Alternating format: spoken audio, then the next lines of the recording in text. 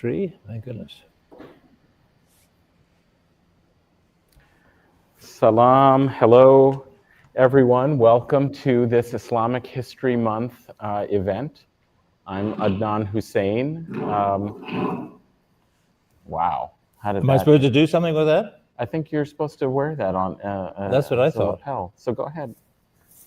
Well, Let's set you up here. what?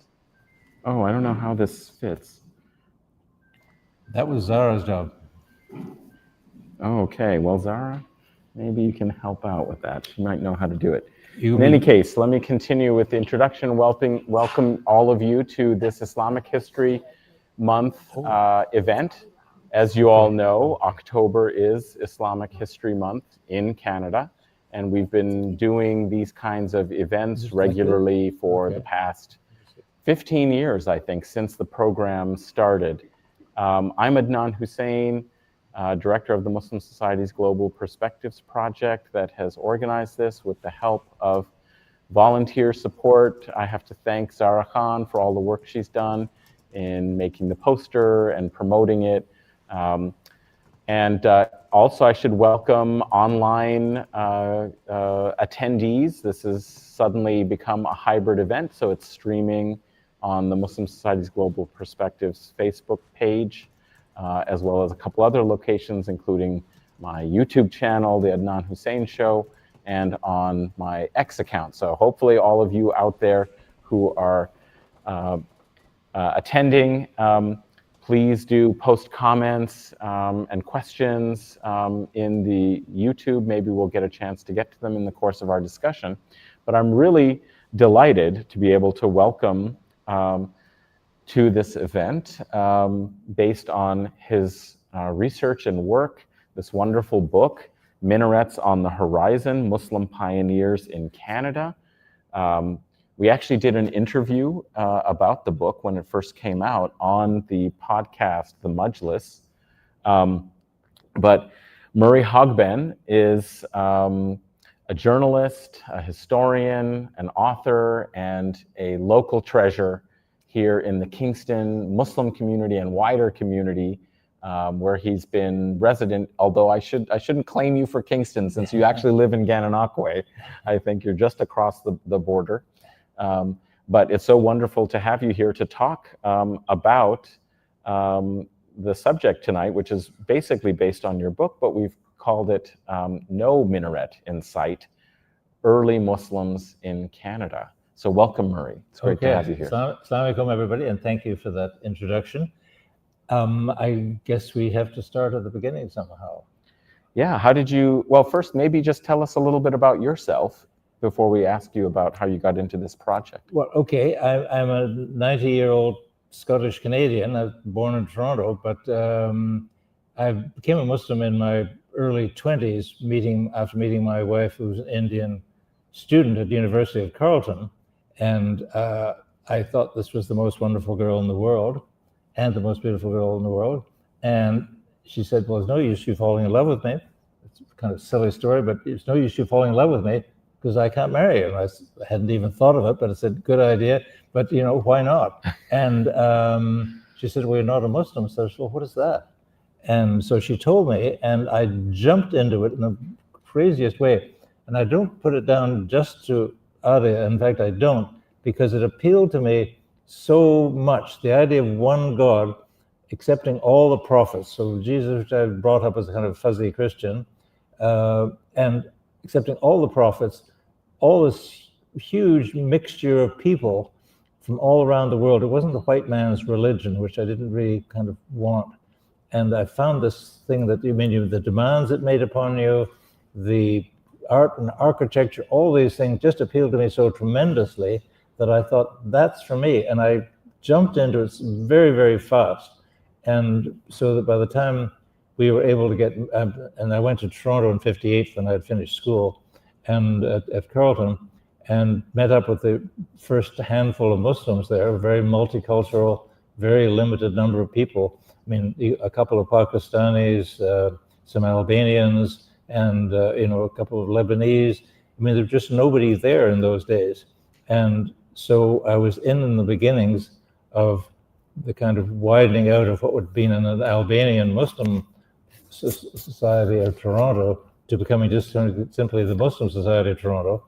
And we went on from there and opened up within a year or so, a little storefront Islamic center in the Junction area in Dundas Street West in Toronto.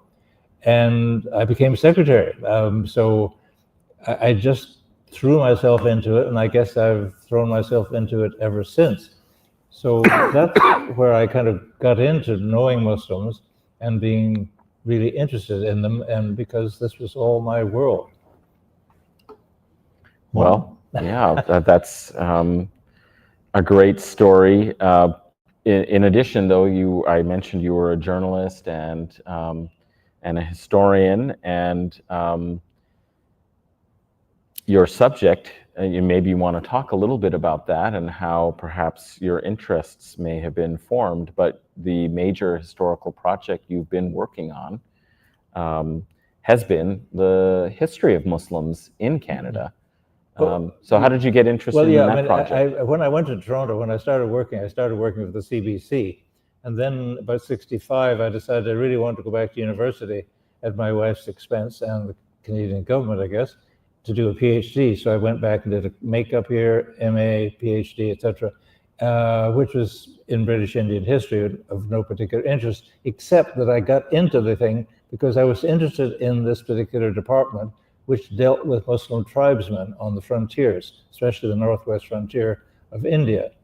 But then I did this PhD, which was not really relevant to Muslims, except that was the kind of thing that triggered my interest in the subject. And then, so I taught for some years, the jobs ran out, then I worked for 20 years for the Kingston Whig Standard newspaper, where, of course, I learned journalism, which I had already taken a degree on. So when it came time, and many years later, that we might do because of what's called the CMCC, the Council of Muslim Communities of Canada, which came into life about 72 or so.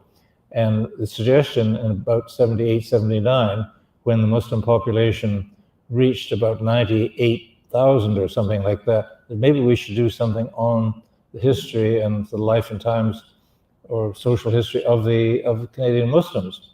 So I started going across the country with a rather limited grant and visited Muslim centers in Vancouver and then in Alberta and in Calgary, Alberta, and Lac-La-Biche, and then in Winnipeg, and then in Regina, and then a lot of interviews with people that I knew in Toronto, and then only one woman at the time in Ottawa that I knew, and then a couple of people down in the Maritimes in Nova Scotia. But again, because of a fire in 2011, all the notes and tapes that I had done were destroyed, except for the stuff that I had started inputting into the computer. And not being a fast typer, or typist, I just started doing the ones that I thought were really interesting, which luckily turned out to be a lot of interviews in Alberta and Edmonton, where the first mosque in Canada was built. And secondly, in Toronto, where most Muslims are and still are. So I interviewed all these Albanians and Lebanese and various people that I met there and who were friends of mine. And then I came back to do it when I restarted this subject in early 2010 period. Then I was able to go back to these people and then add more people in and eventually did a kind of coast-to-coast thing. So I went from BC to Newfoundland, not unfortunately farther north, but there are a whole lot of things that could be done in future. But in those days, the Muslim population was in those provinces, but as far as the far north, I mean, really interesting stories. So that's basically what I was doing, journalism and history. And I thought oral history, what the people actually said, what they experienced, not just filtering it out, but what did they say? How did they feel about it? That I thought would be useful. That's amazing. I'm going to give you this mic because I think it might be working better. Am I going to catch his cold on this one? No. Okay. I'm going to grab this one. And Yes. you, well, this one made, okay, this one's working too. So you did a lot of interviews. Maybe we can talk a little bit more about what that's like and doing oral history. I think people will be interested. But before that, I just wanted to ask you a little bit about how you organized the book. It's about Muslim pioneers, early Muslims. It really ends pretty much with people who came in the late 1960s, as Yes. I understand it. And when do you really start, since you're depending a lot on oral interviews, how did you kind of select the dates as the kind of period that you wanted to really examine for this book? Sure. Well, because the fire and the stuff that ended up being preserved in the cloud that my son-in-law was able to get, can you hear me still all right? Okay. I sound a little dead. Am I alive? Well, your mic doesn't sound like it's working. Yeah, I think that. Just hold it towards your... Okay, like this. Okay. Yeah, I'm sorry if I wasn't audible. Well, then I started doing these interviews to say, because of the inspiration in 1979 when Muin of the CMCC suggested really we should do something about the history of Canada, of Muslims in Canada. So I went across, as I say, and did a bunch of interviews with a whole variety of people, men and women, but only some of it survived the fire. So after the fire, my son-in-law was able to find the stuff, and I thought, that's history. The other stuff, the irrelevance of those lives as expressed then may not be so useful. But I thought, all right, I'll go back and see where I can start. So I was working these interviews up, because I would go sit down with people and say, well, tell me about who you are and where you came from and what you do, and et cetera, et cetera. But then I sent it to a friend of mine, or he asked about it, and I said, well, this is what I'm doing. He said, no, you've got to start off with yourself. Who are you as a white Canadian, average Canadian, becoming a Muslim and getting into this relatively interesting and exotic, relatively, world of the Muslim community? So he said, you've got to start with yourself. Then everything hangs on your initial experience. So I said, okay, I'll do that. And so I started working on it. And then I began to find that, in fact, the population numbers, because there was a wonderful man now deceased called Daoud Hamdani, who was an economist for the federal government, but he became interested in Muslim statistics. And he eventually was able to find out in early 1850s census data the word Mohammedan. Mm-hmm. And he found that there were, back in 1851, I think there were 3, but 1854, there were, I think, 13, or certainly there were 13 of them by the 1871 census. So that meant there was the family, who was called Agnes and John Love and their kids, and a family called Simon, who came from somewhere from New York State. Now, again, the names Love and Simon are obviously just given to them by immigration officers who didn't bother or couldn't care, or said, it's just going to be easier. Being Abdul so-and-so is not going to get you anywhere. You're John Simon and you're John Love, etc. So that was the way it worked. But the numbers then was dwindled. They didn't get very big. I mean, in 1901, Daoud found, by going systematically through the census data, when they started listing Muslims, in 1901 there were 97 Muslims in Canada. By 1911 there were 798. But then the Second World War came along, and I think a lot of the Turks who were interned at the time, they had come over, and they were all basically, or most of them were called Turks, because they came from the Ottoman Empire. I mean, there was no India, Pakistan then, none of them were allowed in. But these kind of whitish Arabs were kind of okay if they somehow got through with a little luck. And so these Lebanese, future Lebanese went to Greater Syria, and the Bosnians and the Albanians started trickling in. And they were all avoiding the Ottoman draft. The Ottoman army, when you were 18, would come sweeping through your little mountain village and drag you off to this infamous Ottoman Empire, which just kept fighting wars and losing young men. And and the other thing was poverty. I mean, these were poor people. So the one thing was you okay? Yeah, go ahead. One thing was to get away and make some money, and the great thing was to get to North America, South America, wherever, to get into business, make some money. I mean, they were the children of the Phoenicians, I always say. So these Lebanese and the Albanians and Bosnians had to get away, avoided the draft, and make some money. And so they came by themselves, and this interest in traveling unaccompanied youth. And there were all sorts of kids, there were 12, 14, etc., who came over, often by themselves, or with an uncle.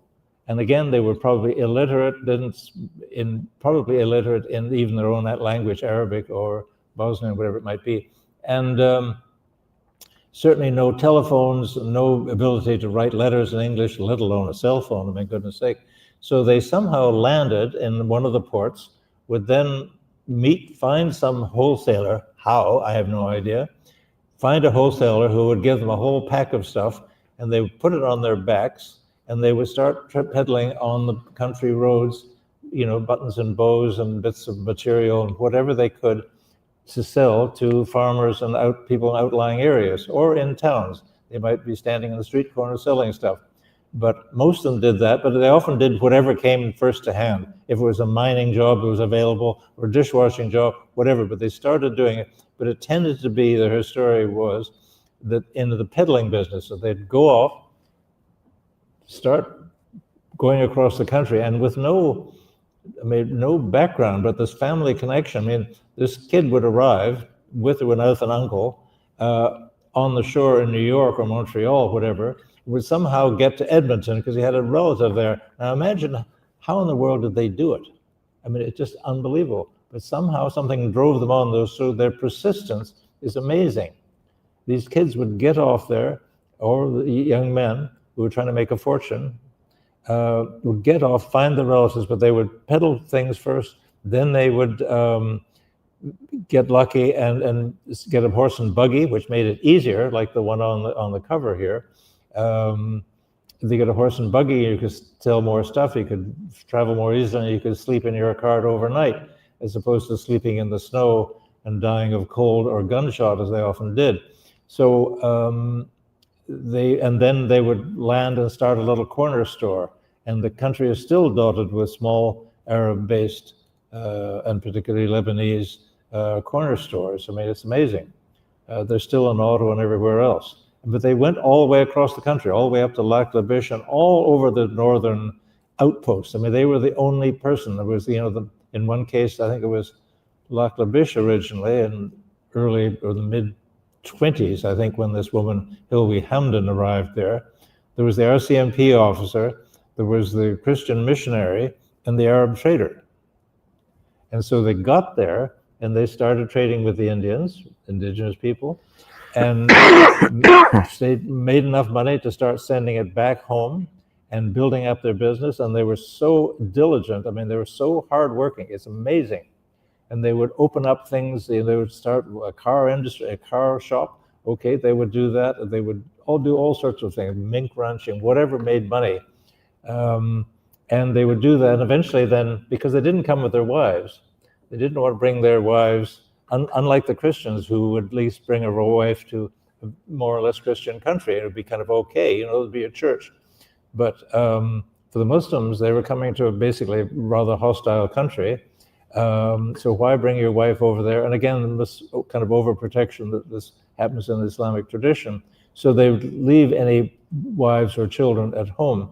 But eventually, when they made enough money, they would go back and find a child bride and come back out to some northern outpost or an outport in Nova Scotia or Newfoundland, wherever, and go into business and start raising children. And then, of course, eventually they started to think, well, we're not actually going home, so and good old so-and-so just died, so we better bury him, so let's think about cemeteries and so on. And maybe since we've got the children here, maybe we should start a mosque and maybe get some kind of Islamic school and so on. So they started doing that kind of thing. And the first one, say, was in Edmonton in '38. And they say largely, I would say, in her honor, due to this woman, Hilary Hamden. She came over as a 17, 18-year-old, marrying a man who was 41, went up to the far north, up to the far north, and I think it was Fort Chipewyan. That's Fort Chipewyan, and there's nobody else there except them. And so she said she cried for the first 2 years, but she had several children, and they started to do very well. And so she was sent down to Edmonton sometimes for the education of the children and so on. But they just persisted, and so Hilary Hamden, when they were finally back there in 37 in Edmonton, which is 500 miles or so south, and say which in the winter and earlier took days and weeks to get there, there was a community discussion. Only about 22 of these Lebanese, Greater Syrians, in Edmonton.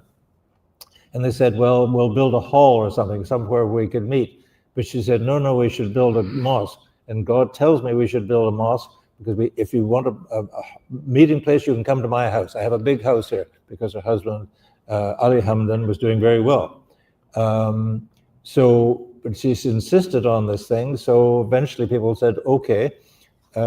She landed some free land from the mayor. She charmed the birds out of the trees, this woman. And I was lucky enough to interview her when she was quite old in Edmonton.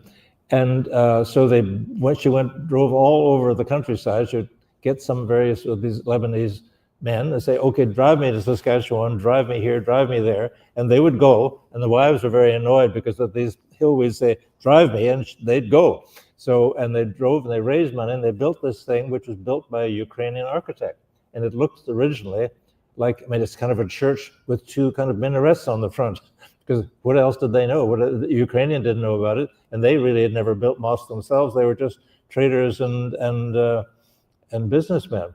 So anyway, they built that first one in 38, and then in 57 in London again, largely Lebanese community, 58 up in Lac La Biche, 1960, we had the Islamic Society of Toronto, or Muslim Society of Toronto, had this little storefront Islamic center before they later bought the church. And so these things sprang up all across the country here and there, but they took more and more decades as more and more people came.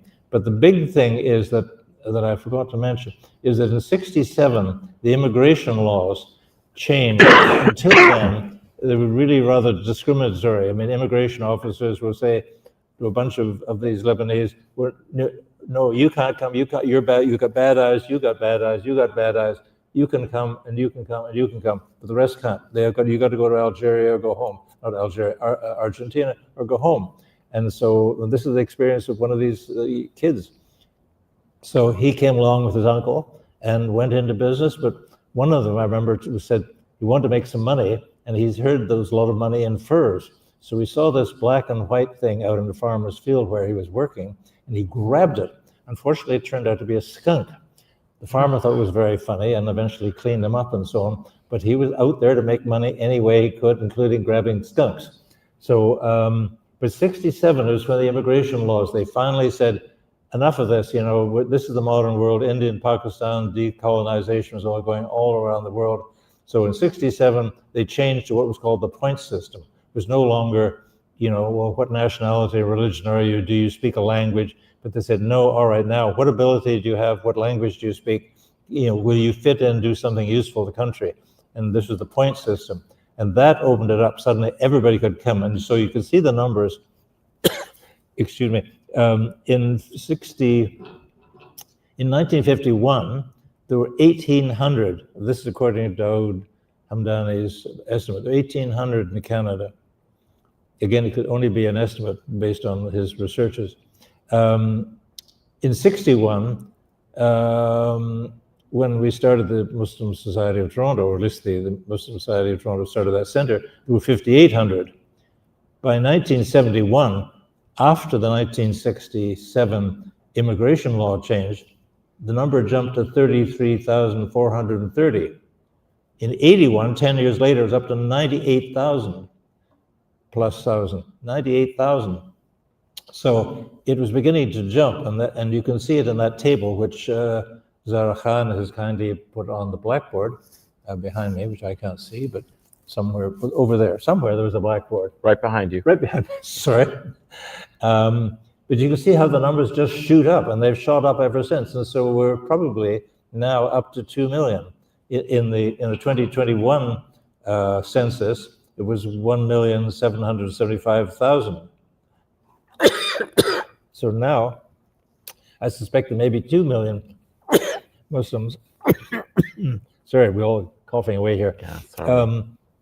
But that's why 67 is important. It's the cutoff date, for better or for worse. And I have to say right now, in the presence of my old friend Hafiz Rahman and Muhammad Bayoumi, who's not here, but I was 67, I was very strict about. So Muhammad Bayoumi came to Kingston in 68. So I excluded him, and then Hafiz came, I believe, in 69. I said, missed the cut again. But now I feel really badly about it. I should have talked them, squeezed them in somehow, because I did squeeze on one very important man in Hamilton, who came in 68. The rest are all pioneers. I'm defining pioneers, the people who came before the immigration doors were suddenly opened up, finally in 67, and the de-racialization of the immigration laws. Is that what you're looking for? Yeah, it was interesting because you were doing a kind of oral history project and you were interested in pioneers. Your focus was really on people who came to Canada, Muslims who came to Canada in the late 19th and early 20th centuries and subsequent decades. So since everything changed, obviously the Muslim community grew, as you're pointing out, by these census statistics. And it's a very different sociological reality to come as an immigrant in a period when there's many more people and they have started establishing institutions and so forth. So it's interesting. Can I put interject in here? The people who came largely in those earlier decades, the late 19th century, first half of the 20th century, tended to be, undereducated people. In the 1950s and so on, after the independence of India and Pakistan and Ceylon and so on, a lot more people with some education came in, particularly as graduate students or as professionals, or as graduate students. So then they spoke the language and they were, skilled and knowledgeable and weren't starting from kind of ground zero like the poor Lebanese and Albanians and other Balkan people had been. Okay, sorry. Yeah, no, it's interesting also that early wave, you mentioned that there were people from the Balkans and from parts of the Ottoman Empire, the Arab provinces of the Ottoman Empire. In US immigration, there's something similar that's happening, and they get defined as Syrians. It was interesting to me that they were called Turks. Yep. Here, all now, of them. Yeah. The Big Turk was the name of all sorts of people. The Big Turk, that Turk, Right, because they came from the Ottoman Empire. Whereas in the United States, they were kind of defined as Syrians. Mm-hmm. And we have a lot of accounts of that. The other thing I was intrigued by and just wanted to underscore is that so many of the stories of these early figures who you talk about came over, as you pointed out, really young as teenagers, and they worked as peddlers. And that's the, case also with many Jewish immigrants from this time. There's like a whole thing. Hasia Diner wrote a really important book about Jewish peddlers. Yep. It was a very similar kind of situation and experience. Yep. And it reminds me, of course, and maybe you might want to remark on this, on the story of George Massoud, who was a Druze Muslim who came to Canada in, I think, the 1920s. We had a little bit of a symposium on him, or an event almost a decade ago, maybe about a decade ago, on Kingston's forgotten history of Syrian migration. Which you didn't tell me about until today. Yeah, you missed it, but George Massoud was somebody who followed the same pattern. He was a peddler. He came here when he was a teenager, and he ended up settling and staying in Kingston, opened up a business, similar kind of path, but he became wealthy enough that he endowed a benevolent charitable fund in the city for poor people. But he also was philanthropic with his home community in the 1960s, I believe, or 1950s. He built a school, and I think you were telling me also, kind of water courses or wells and so on in his home village in Lebanon. Yeah, that's Have you amazing. followed? I didn't know that story, but I mean that kind of thing happened when they made money, and they did do very well. I mean, those who kind of persisted, and those are the ones you kind of hear about, I guess. But they did do well. But another one is, say, the one who went home to get a wife back in the 1930s, but he'd made a lot of money in Canada up north, and thank you so much for the water. Because in his little Lebanese mountain village, the well, or the water at any rate, was up at the top of some hill. And to get to that spring, all the women had to carry their buckets up and down, up and down. So he put in a water course and so on, so they could have a fountain a fountain water source right in the middle of the village. I mean, that's the kind of thing. They did benevolent things, and then they, would come back to Canada. Yeah, it's interesting. Yeah. Well, there's so many questions I could ask you about further, but I'm wondering if maybe people from the audience might be interested. Can I make just one more? Sure, go ahead. Backtrack.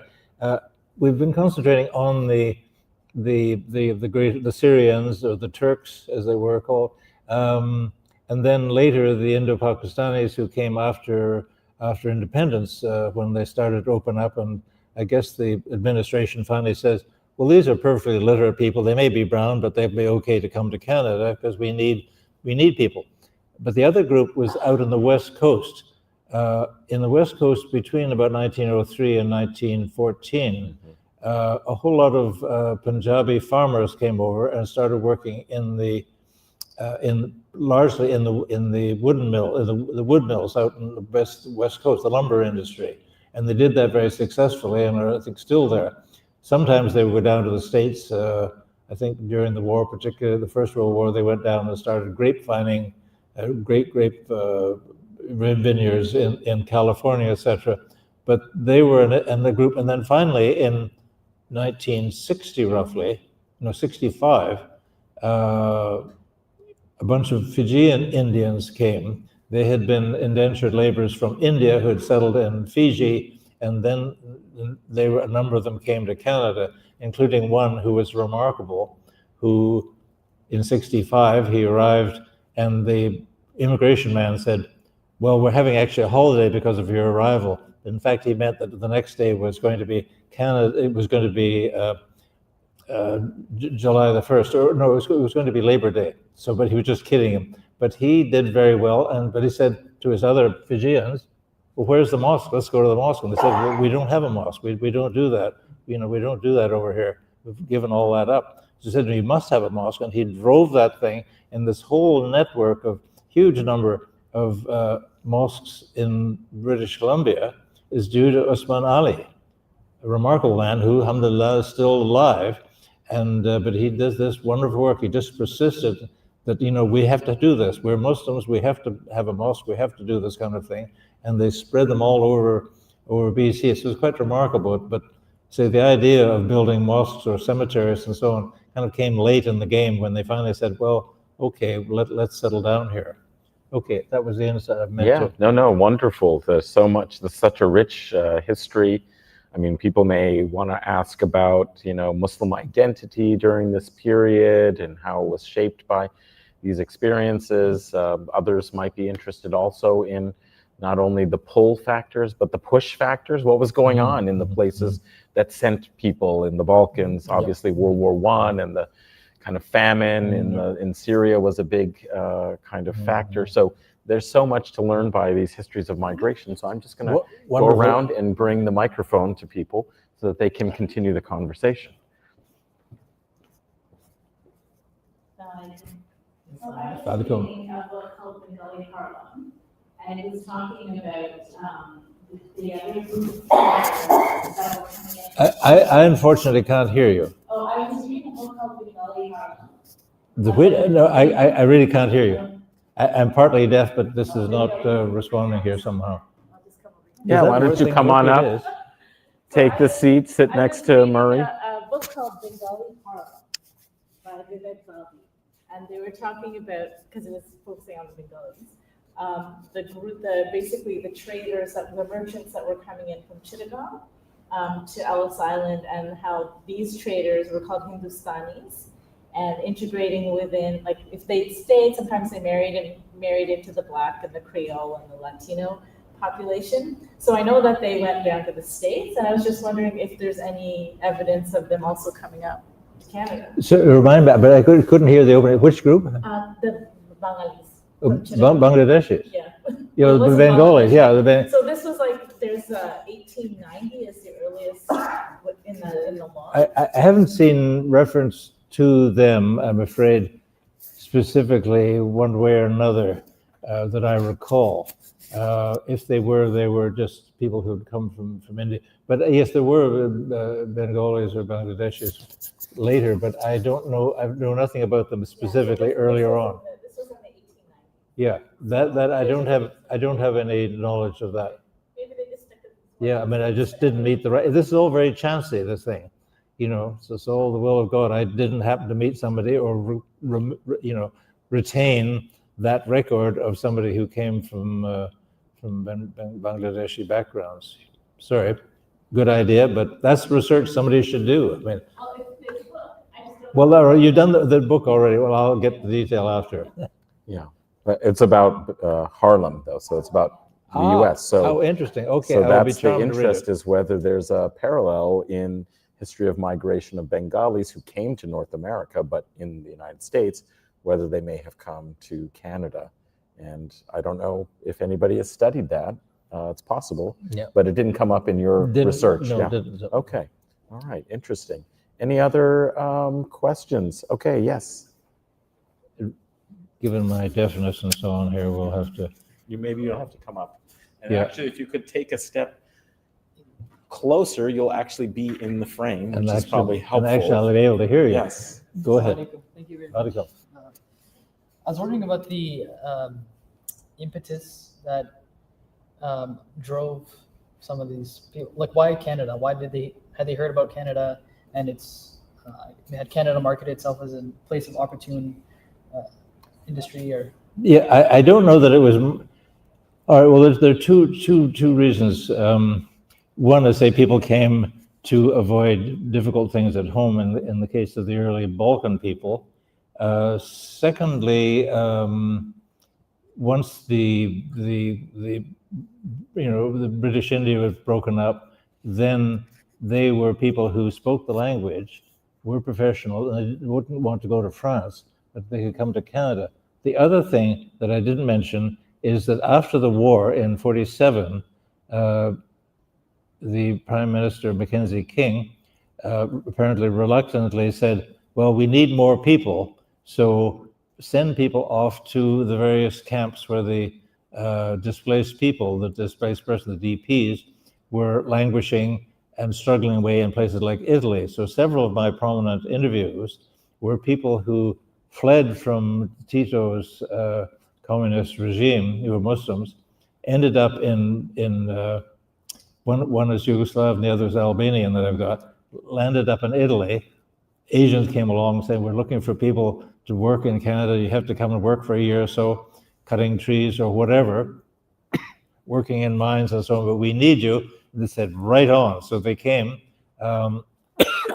excuse me, and did very well on the whole. But so that's the kind of thing. There was a certain amount of recruiting done in the 1940s, but otherwise they didn't particularly push for people. And these people, again, that they picked up in the camps were white as opposed to, brown, etc. So that was kind of okay, I think. But they didn't want. Mackenzie King said he didn't want people who were going to change.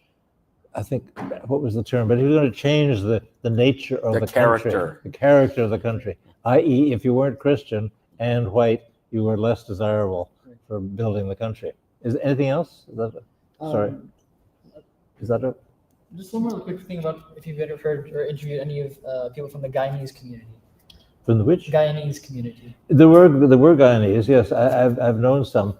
I don't have any. I have a Trinidadian, but I don't have a Guyanese live in at least in the records that survived.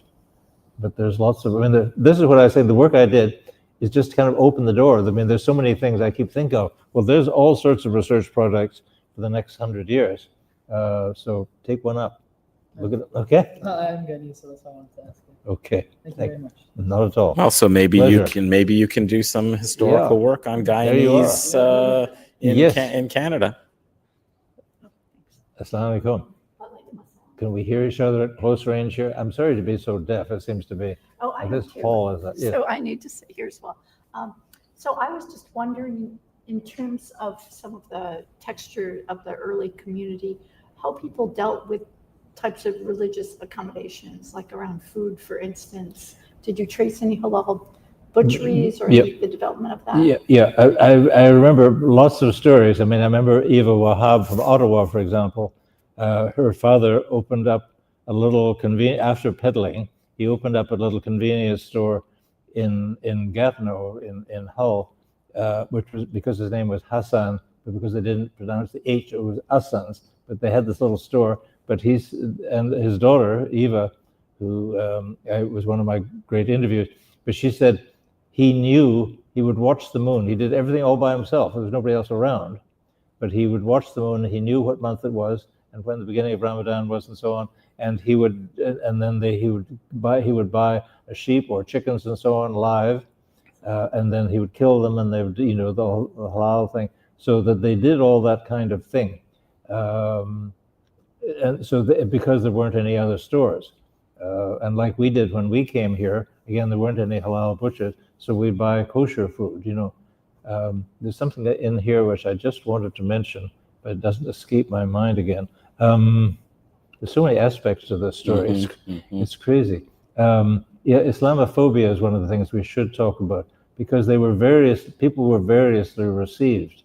I mean, sometimes they were, just hostile, but other cases they were all pioneers, as Eva said in Ottawa. We never had a problem. We were Jews and Arabs and English, and it didn't matter. We just all got along. We were all poor and just struggling people. Same thing out west.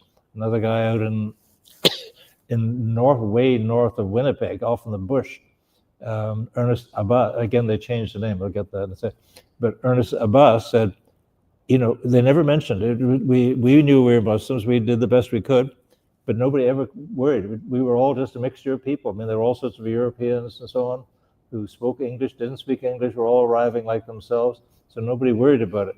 But and they accept. I mean, there's wonderful stories of churches that would open up. This is again in the 60s and so on, 50s and 60s, the late 50s and the 60s and so on. Churches would open up and say, do you want a hall, or we're glad to help you. And again, because they were dealing with an educated elite people who started coming in the early 60s, a perfectly reasonable thing to do. The guy may be brownish, he may be from an Arab country, but he's a nice guy, and we would like to give them their church or a church hall or something. And one of them said he brought tears to his eyes. What's his name? Muhammad Afsar, now in BC. But when he was in Hamilton, they were looking for a place to have prayers, and there was a church that offered them, I think it was Presbyterian, was it, or United, offered them a hall. But he said, and the priest said, I realize that Muslims don't. I mean, somebody knew something more than I did when I was young. We have pictures of Jesus and Mary and so on, but we realize that Muslims don't want that. So we can cover them over for you. And he said, if our faith is that weak that this is going to bother us, then we don't deserve it. But that kind of said, he said, this was Islamophobia. He said, no, these people were great. And it happened all around the countryside that people would open up and be helpful to them. But it varied. I mean, you do get Islamophobia and people get run over and all sorts of bad things happen. But it is a touch and go. It depends on individuals and their luck with people. Some people had an awful time. Some people had a great time. I mean, some people, these Albanians in Toronto, one of them is just ecstatic about Canada. He said he opened up eventually. He did that kind of thing. And he opened up a restaurant, and people would come in every day and say, his name was Sally, the last name. Hi, Sal. But he loved it. They loved him. He loved them. He thought Canada was the best thing that ever happened. Another guy, one of these people who'd been picked up in Italy in 47, a Bosnian, he said, where could you come? What country could you come to? I came with my bare hands and I made a life and raised a family and all the rest of it. He was very strong about it. So there is a lot of goodwill here and there, but sometimes there's bad stuff too. But it is remarkable how well they were received in many cases, if they weren't shot or left out in the snow. Yeah, well, I can imagine, given the stories that you're mentioning, that it might depend quite a lot on whether they were visibly racialized, whether they were individuals, like a family versus like a whole community that might become more visible and overt in their difference. That might raise more problems. And it's interesting, you mentioned a lot of these people, whether their legal names were different or not, or had been changed by immigration officials, or they adopted a kind of Canadian Anglophone Christian, name. Like, in fact, that is often how it was referred to, one's Christian name, right? That helped them integrate. It meant that their religion and religious identity and practice might have been less overt in those kind of contexts. So I'm wondering, what reflections do you have about, kind of the nature of religious identity, and whether there was perhaps, given the pressures and the dominance of it being a Christian society, whether there might have been, even in the census, underreporting of people's religion, right? They may not have wanted to say in an official document, I'm a Muslim, I'm a Mohammedan, as the language, the term was. So just wondering, what reflections you have about in that early period, about religious identity. Yeah, well, I know that a lot of those early people, like George Harris was a man in Nova Scotia, in Truro, I think. He made a big store in the end, his big name, George Harris, but he got there, originally arrived, and somebody said, when they were talking to the immigration guy, and he said, well, there's no use giving that name. Let's get somebody, call yourself Harris, it's a good name. And so George Harris did very well. All sorts of people living, like George Massoud, the Druze business owner on Princess Street. All sorts of names got changed, but Arab names also got fiddled with. It's amazing. There was one of the people from Windsor, Gordon Jaycee, but Jaycee had been Hijazi, but the immigration guy said, well, Hijazi, Jaycee, okay. And another one was Mickey something, one of the Arabs up north, and he had been, because his mother was raising too many children, so but they had afforded somebody who was looking after it, took them to school, and she liked Mickey Rooney, so the school teacher said, well, what's the boy's name? He said, well, Mickey. So he became Mickey, whatever it was. So people's names got changed around in all sorts of ways. Which may or may not made things easier. But that's in the earlier period. By the time the Indians and Pakistanis and Bangladeshis and Sinhalese and so on began to arrive, then that pressure was not so strong. And they were, again, more educated, more able to assert themselves. No, it said, my name is, Muhammad Bayoumi, and fine, you're Muhammad Bayoumi. But in the earlier days, it was not so possible, and they were just struggling to say fairly illiterate people in many cases to make a hold somehow on the country. So whatever name you need change, fine. And there's a very good poem by the brother of somebody I met when we were in Iran in 1980, called "Dying with the Wrong Name," and he's in Cedar Rapids, where another big Muslim area. But the dying with the wrong name was how people's names, and he just kind of talks about, and I used it in the book briefly, but how the village connection, the family connection, got all just chopped off, and you became nephew Sam or something like that. You just no longer, that root was gone, which is sad, but that is one of the problems. Well, I'm just also picking up from your comments also that there's a really important class component. So there may have been few in number, and that had certain kinds of consequences and effects, but also that when they arrived, they were laborers, in a very kind of low or exploited kind of social position, or peddlers, which is, also actually an itinerant peddler is really very much, I think, typically the bottom of the, because you're not part of any kind of labor that could be collectivized and advocate socially. Yes, right. So a peddler is really probably one of the most vulnerable and lower kind of class positions. So obviously it'd be difficult to assert oneself, one's identity. Class is important, I think. Class is surprisingly important too. And the education, be able to be a professional person. You arrive, you go to the university, and you're a respected kind of member of the community. But if you arrive as, say, as an illiterate laborer, it is a different kettle of fish, by all means. A different experience, yeah.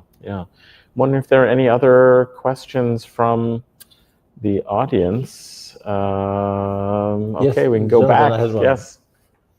Come on up. We'll have to do the sound problem up here.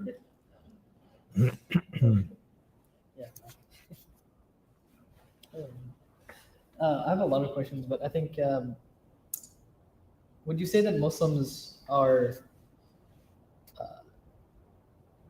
at greater risk now than previously, or is that just because they were less visible prior to, whenever the big jump in population? I don't, excuse me, I don't think they're so much at greater risk, but back then, as some of these people say, some peddlers just never found them again, or they found the body, in some back road. Somebody didn't like you.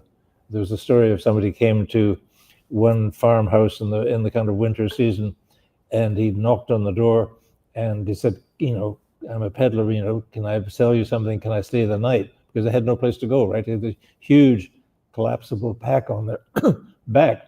And they said, no, but you can go across the road. So he went across the road and to another farmer, and the farmer said, no, you can't come in here, go back again. So he went back to the first one, and there was somebody met him there with a shotgun and sent him off. One time, another of these people was kind of unable to get in somewhere, sleep in the barn or whatever, which is really all they could want at the most. So he pulled out a match, and he said, what's that building? No, he said, what's that building across the road? And the man said, well, that's the church. He said, he lit a match and said, I'm going to burn it. The guy said, come in and have some coffee, So it all depended on how you were received by people. And they say later, because of, I guess, the media, and secondly, by the numbers affect things. If you're a handful of people and you're vaguely familiar looking, you can probably get by better. If you're brownish or black, then it becomes more problem. And then the more of you, then that raises problems, we all know. But Muslims have survived that, but say they are having trouble sometime, and it is part of the baggage of many Muslims that they're, not quite looking like me kind of thing, which unfortunate, but I am who I am. But, that was difficult for a lot of people. But Muslims are making a name for themselves, and they've risen to all sorts of levels, the federal cabinet and everything else, and big business and so on. So they've done pretty well. Some of them have done very well, and most of them are doing relatively well, I think we can say, because they've gone for education. The women have kind of gone out to work and gone to university and done all sorts of things like that. So the kind of liberation of Muslim women from the kind of traditional society when they just were married off as a teenager and raised children, and that was it. And you didn't go to school. And they say you still look at the crowds in Gaza, bless them. But the only people you see out in the street are the men usually, unless it's later in the day and they're sort of wandering around looking for a place to go. But the people who are out on the street being active are the men. Women are not in the shot at all. Well, it's a little dangerous in Gaza. Yeah, so I know. But that wouldn't be a very good sample for judging, the level of women's education and liberation in Palestinian society, which I would say, in point of fact, actually, Palestinian women are extremely Yes, I know. highly I mean, educated. that is right? the thing. They're very So, yeah. educated. Palestinians are one of the best educated people around. That's right. That's and right. if they can ever get over their current problem with the Israelis, then they're going to beat the world. But I say, until they can get out from under that heel, Yeah. I don't know what's going to But happen. I think you're right that obviously there were social differences and opportunities that were possible coming to Canada, and those sorts of opportunities that certainly, affected the character of the Muslim community in Canada. One of the things that I regret I didn't do in the work enough. I mean, I did interviews, but in the stuff that survived, there aren't enough women. I mean, if I were doing this all again, I would do more women and more French people, more French-speaking people. I talked to this Algerian yesterday, but there weren't a lot of French-speaking Muslims in Quebec, apparently. They only came after the kind of, mainly the Arabs, the North Africans were invited in the 70s and 80s. And so according to this Algerian I talked to yesterday, they didn't come in until then. So my idea of I was groping around, I did the best I could over the phone, anyway, to try to find, but the people who ran and opened the two mosques in Montreal, for example, were Pakistanis. They were all Pakistanis or Indians, and an occasional Arab, but they were Indo-Pakistanis because the Arabs weren't there to speak of, or there was some shopkeeper somewhere off in a village, but they didn't numerically make any difference or being visible or involved in the Muslim community. It's interesting. Yeah. And again, that's a whole other story somebody got to do. Yeah. Did you have another question? Yeah, go ahead. What kinds of Muslims were coming in the earlier periods? I mean, like denominations or sects, like the Shia or Sunni, or even like. There were mixtures of all sorts of people. I mean, there were Druzes, there were Shias of various sects, and the Sunni majority. And the great thing about the early days is it didn't matter who you were. So our little center in our Muslim Society of Toronto, it didn't matter if you were Shia, Sunni, whatever. Nobody cared. I mean, if you came and you wanted to say the prayers and so on, that was what mattered. It didn't matter where you were from. There were lots of Ahmadiyas. I mean, the first one I met was an Ahmadi at the CBC, and I think we were the only two Muslims in the corporation at the time, and in Toronto at any rate. And so it didn't matter. But later on, more people come in from overseas with this increase, and they brought the prejudices that they had before, and people began, when the numbers again rose, the Shias could then form their own community, this group, that group, and then people broke down by ethnicity. So you get a Somali mosque, and you get a Pakistani mosque, and you get a Bangladeshi mosque, and you get a Lebanese mosque, that kind of thing. Which is so the sense of an ummah is kind of very difficult to pinpoint in Canada. It's not as good as it should be. Yeah. All right. Thank you very much. Pleasure. Anybody else? Well, I mean, one could talk forever about nationalism, among Muslims, but maybe we'll save that for another session. But are there any other, you touched upon, so maybe as a kind of closing point or point of conversation, you touched upon that if you did it today, this project, if you undertook it, you might try and emphasize Francophone Muslims and study, those communities in Quebec and so forth, and also try and find more women and histories of women and their experiences. I'm wondering what else might you have thought about? Let me pick up on that one. A thing I didn't even mention. There was one woman who was born in a small village somewhere in Quebec about 1900, early 1900, 1904, something. Hafiza Ahmed, and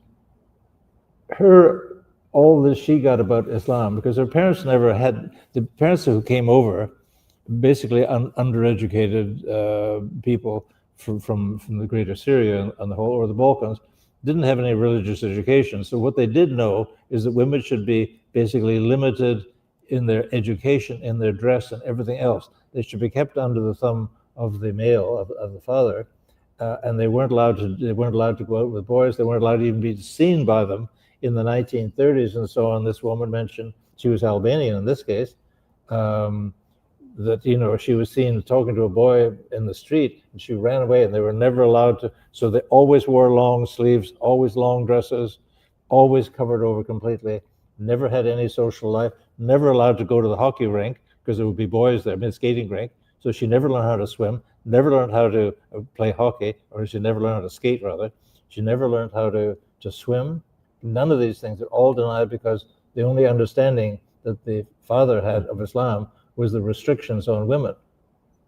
So that was a big tragedy. And this is from what period of time? Well, this is, I mean, these people in the 30s and 40s, in the 30s and 50s, 40s, right? Yeah. I suspect it goes on. I mean, I bet if you pull the Muslim community here, how many women have been allowed to go on with their education as opposed to being married and raising children and, you know, doing good works at the Islamic Center or something. Right. But it's not the same thing as pursuing your ability in microbiology.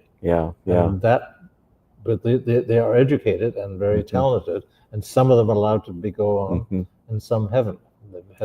So I dare say that in the 1930s and 40s, Canadian society as a whole would have been a lot more conservative than we would judge My mother never today. worked, Right. Yep. And also, I guess one other component that might be worth thinking about is that different segments of Canadian society might have had, you know, different sense of mores. I'm thinking, you know, maybe other recent immigrants from Catholic countries, Greek Orthodox, Russian Orthodox, you know, from the Balkans, Christians from the Balkans, and so forth. But also maybe, I mean, one other factor might be, it sounds like in some sense, and I've seen this phenomenon as well, just in my youth and so on, is that being a small minority makes some people very overprotective because they're worried about the sense of identity becoming attenuated in subsequent generations as people integrate and are educated and are part of the rest of majority society. And so there is sometimes a real conservative attempt to hold on to what you can, because you know at the same time everything else is really changing, and you don't actually have control over all those things. And so people end up, or communities, small communities, end up drawing lines in different ways to try and preserve what they think is essential about their identity. So that's really that's interesting stuff. Fascinating. Well, you know, this has been such a wonderful conversation. You have such a wealth of knowledge. This research is so path-breaking and important, the first of its kind to really study these communities. I would say there's so much more research to do. We've touched upon some of those areas. One place is even, you know, maybe early Muslims, prehistory of Muslims, because in many cases, we can't know because we don't really have testimonies and records, but you know, we know that there were a lot of West African Muslims in the Americas as a result of the transatlantic slave trade and plantation slavery. Canada didn't have plantation style slavery, so the numbers were smaller, but since about 35%, it's estimated by some scholars, of West African enslaved peoples were Muslim. You know, even though there were smaller numbers in Canada, one could adduce that there might have been Muslims among the small West African communities that were here. I'll say there is one case. In 1858, there was a West African kind of literate guy who was originally enslaved and sent to Brazil, but he somehow ended up on a ship in Manhattan Harbor, and he escaped. And he worked his way, I guess, with the Underground Railroad into Canada, and he settled in Chatham, and he wrote an account of his life. His name was Bakwaka. Oh yes, he's a famous figure. Yes, famous figure, but he did write, did write an account. I mean, it's like the Uncle Tom's Cabin kind of period and sentiment, the Underground Railroad. I haven't read it, I think, but I've read about it, and I mean, the other are interesting, but probably pretty few. But one could check out the records of Chatham and Buxton and a few of these early Black communities in Canada. to find out Yeah. more. Yeah. Yeah. Good And stuff. there's so much research, of course, to be done in the post-67 era yeah. where immigration changed. And as you've pointed out, the numbers of Yeah. Muslims in Canada grew, Yeah. more than geometrically. I mean, well, geometrically, very, very fast.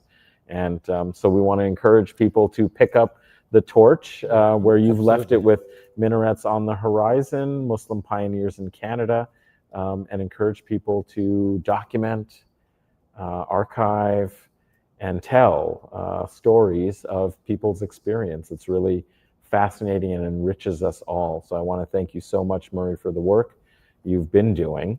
And thank all of you for coming and participating in this conversation, and for people online. And the video will be available on the Facebook page of the Muslim Society's Global Perspectives Project, on the YouTube channel at the Adnan Husain Show, and on Twitter on my account there at Adnan A Husain. So if you missed it, tell your friends. We'll share the links and we'll post those so that you can share this with others so that they can also benefit from the wisdom and learning of Murray, who's done such important research. I do want to make one additional announcement, which is that this isn't the conclusion of events sponsored by the Muslim Society's Global Perspectives Project for Islamic History Month Canada. There is additionally a talk, much less interesting, I would say, I'm sure, next week, Thursday, October 30th, also at 7 p.m. in the medical school building, 15 Arch Street, room number, I think, as 132A. There will be a talk called The Conduct of the Physician, Islamicate Origins of Medical Ethics, and I'll be delivering it. So, you're welcome to come to that as well. That will also be a hybrid event, so if you can't make it in person, sign up and follow us on Instagram at MSGP-QU. It's the same for our Twitter or X handle, and you can find out about it and get the link so that you can stream it. It'll be on the same channel, the Adnan Husain Show, and other channels. So even if you can't make it in person, you can watch it online and participate. So with that, I just want to thank everyone again for coming, and have a last round of applause for our speaker for giving us so much to think about. I can't Thank think you. your talk would be less interesting. Oh no, it will be. I want to be there. Okay, well, you're welcome. Everyone's welcome. But thank you again, Murray. It's been fun, pleasure, an honor.